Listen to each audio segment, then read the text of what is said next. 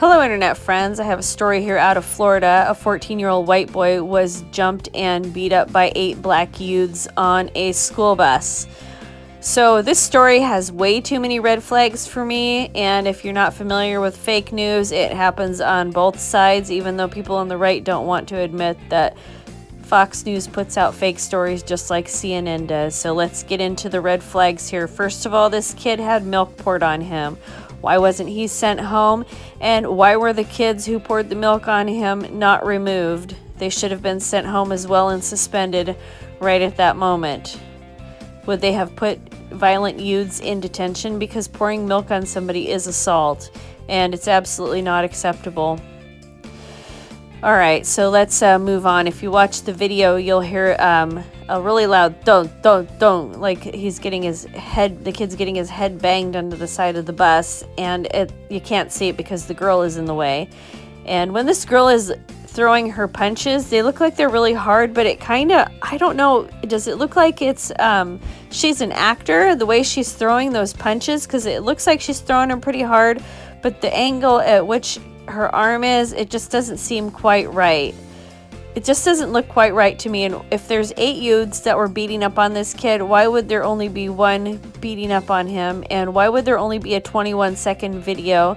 And who's sitting there in close proximity of this fight videotaping that? I always find that really weird. You would think that anybody videotaping was somebody who was because it's staged and they want to have like really good video, or because if anybody's in close proximity of a fight, what do? They get out of there. They don't just sit there unless they're part of the group that's beating up on this kid. But anyway, just the way that these kids are swinging the punches at that boy, it kind of looks like something you'd see on TV. It doesn't look real to me, but you know, I'm not an expert at fighting, so you guys, whoever you are that are out there that are experts on how people swing and punch each other, let me know if you guys think that that's kind of sketchy too.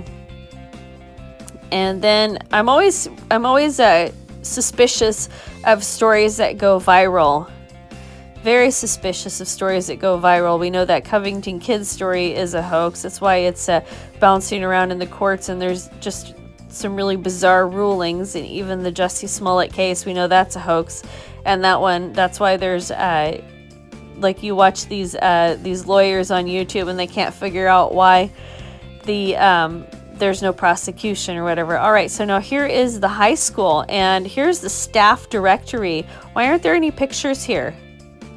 Look at this. That's so weird. There's no pictures. And then they have these really strange federal program. Look at that.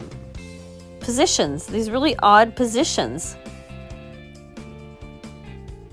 It just seems so strange to me. There's no pictures. It looks like it might be some sort of puppet website or whatever.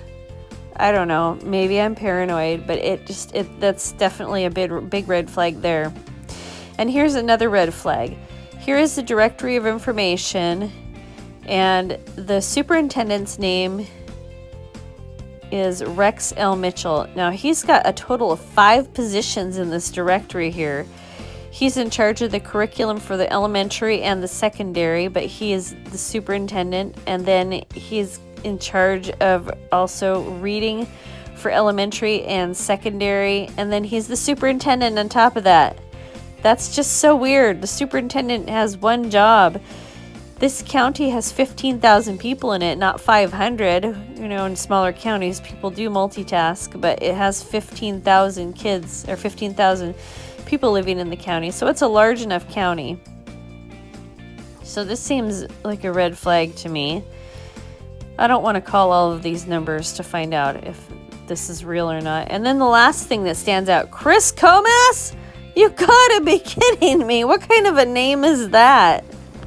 All right, and then lastly here, let's look at some pictures. These pictures are not consistent with somebody who is beat up. Where's the swelling and the bruising on this kid's head? I just don't see it. Here's another angle. You see some redness. Where's the swelling? Where's the bruising?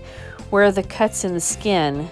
It just doesn't make sense. For as hard as that girl was hitting him, there would be a lot worse wounds on his face and head. All right, internet friends, that's all the damage for now. I will link an article in the description. Thank you so much for listening.